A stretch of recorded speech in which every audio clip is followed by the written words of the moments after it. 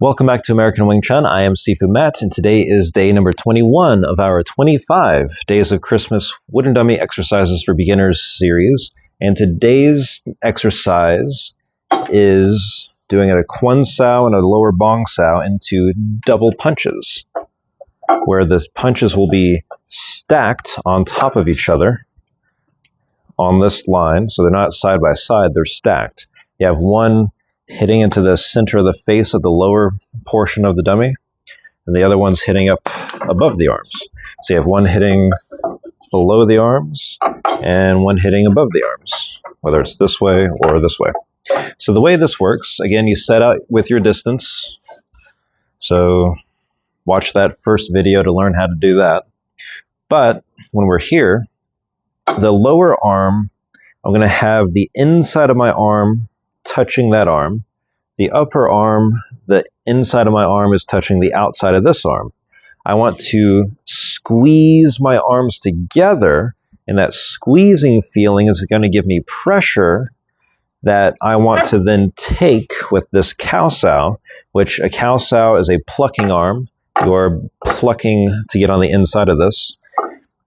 Basically, it's a Bong-Sau turning in the opposite direction the way a Bong-Sau normally wants you to turn. So it's an inside Bong-Sau kind of movement, but we call this a Kau-Sau. So I squeeze both arms. From that squeezing feeling, with my hands basically facing palm to palm, just differences in height, I'm doing a Jum-Sau with my upper arm and just squeezing kind of sideways with my lower arm. That's going to then, making contact on the arms, I'm going to rotate the lower one to Bong-Sau. Basically, they both go to Bong-Sau. One goes on top, one goes underneath. And then I'm going to do a stance turn, if this wasn't in my way. And once I do that squeeze and stance turn, I have my Kau-Sau and my lower Bong-Sau. I drop that elbow of my Kau-Sau to get my elbow on the inside of this arm. It was on the outside, now it's on the inside. The lower arm is going to rotate, kind of like doing a Jum-Sau, to get on top of the arm. I rotate, so I'm in this double fist position, and I'm going to start my punches going towards the dummy, and then I turn to the center, facing towards the dummy. Once I'm in this position, my top hand is going to drop straight down on the outside of the arm. My bottom hand is going to come up on the outside of this arm. So I do that at the same time. I switch the heights, squeeze in together, Bong-Sau and Kau-Sau, and turn my body. And this still wants to be in an upward position. I switch the hands over, or drop the elbows, and then I start my punches and turn into the dummy. I switch the heights on the outside of the arm. So basically, I'm parallel arm with him, just one high, one low. I rotate on the inside, drop, and then punch. And I want to drop on the inside, squeeze together, rotate Bong-Sau and Kau-Sau, flip the elbows down, and then turn in and punch.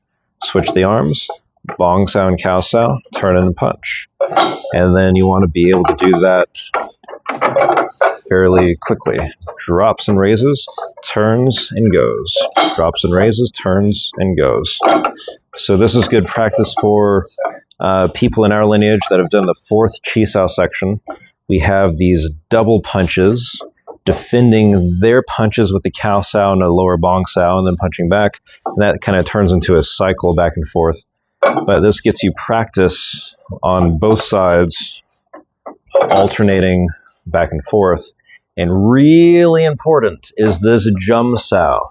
If you don't have this Jum-Sau pressure, this sinking arm pressure onto this arm, you will not be able to feel whether they're going to make you do Kau-Sau, or if you actually attacked on this side of my body, I would have to turn with a Jum-Sau, which will be a technique that we do, I think, tomorrow or maybe the next day. But I squeeze this with my Jum, and because my body turns away from this, that gives pressure that way on my arm, causing me to Kau-Sau. So I squeeze to do that Kau-Sau. I want to be in this constant state of Jum-Sau, sinking elbow, and turn, and then punch. Squeeze and sink that elbow in, and then turn and punch. And so the Jum-Sau is this part of the Sunam Tao form where we make this X shape, the elbows come together, and then the wrists just kind of line up with each other. But the Jum-Sau is not this part of the form. It is the squeezing part where the elbows come down and you just line up your wrists with your elbows. That squeeze is actually what the Jum-Sau is, sinking that elbow down to give that squeezing feeling. And then you turn and then punch. Squeeze, turn, and punch. Jum-Sau and Kau-Sau and turn in. Jum-Sau, Kau-Sau, turn in. Jum-Sau, Kau-Sau, turn in. You just do that back and forth. And you want to practice having power from your stance going into those punches. Coordinate the legs with the arms and thrust straight into the dummy.